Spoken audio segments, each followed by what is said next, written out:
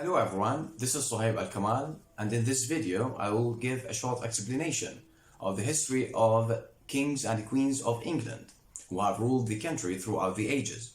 I will also talk about the dynasties and monarchs of the country, from the Saxon kings to the Windsors of the present day. England has been ruled by some 66 kings and queens over a period of 1,200 years. Their reigns can be divided into 10 dynasties. The Anglo-Saxon Egbert of Wessex, who ruled from 802, was perhaps the first true English king, but legend has it that England had an earlier monarch, King Arthur.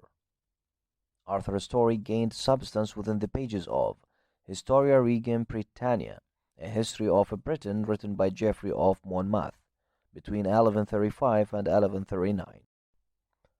According to earlier chroniclers, Arthur led the Welsh, who arrived from the continent in the Bronze Age, against the West Saxons who were advancing westwards from the Thames in the 6th century AD. This suggests that he was Welsh, not English. Others maintain that Arthur was not a king, but a professional soldier, who commanded a cavalry force trained along Roman lines. What we do know is that shortly after the Romans relinquished control over Britain in 410 AD, a tyrant named Vortigern seized power. Instead of attacking Gaul in an attempt to turn himself into a Roman emperor, like earlier usurpers had done, he was content to stay in Britain. He gained allies by granting land to the Saxon people in Kent, who then aided him in his struggles against the Picts and the Scots, who lived beyond Hadrian's Wall.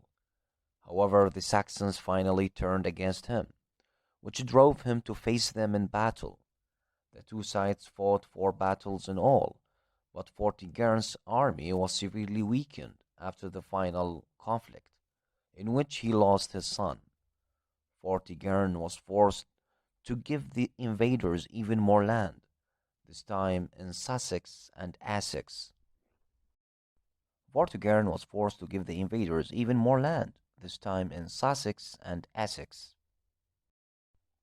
It seemed that nothing could stop the flood of Saxons, Angles and Jutes who came from the shores of Germany and Phrygia, now parts of the Netherlands. The Britons halted the invaders at the Battle of Mons Badonicus in about 500, a victory that is associated with King Arthur.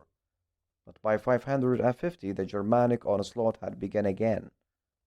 By the end of the century, the Britons had been forced back into the Welsh marches and Dumnonia, the kingdom of Devon at Cornwall.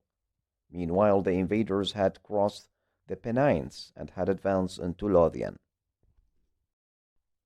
However, the newcomers were not a unified force, because by 600 AD they had established 10 separate, though not necessarily independent, kingdoms. The word king comes from the Old Phrygian sinning, which means a tribal chieftain, who is head of his kindred. The preeminence of 7 of these kingdoms, Northumbria, Mercia, East Anglia, Essex, Wessex, Sussex, and Kent, over the next 200 years gives this period its name, the Heptarchy.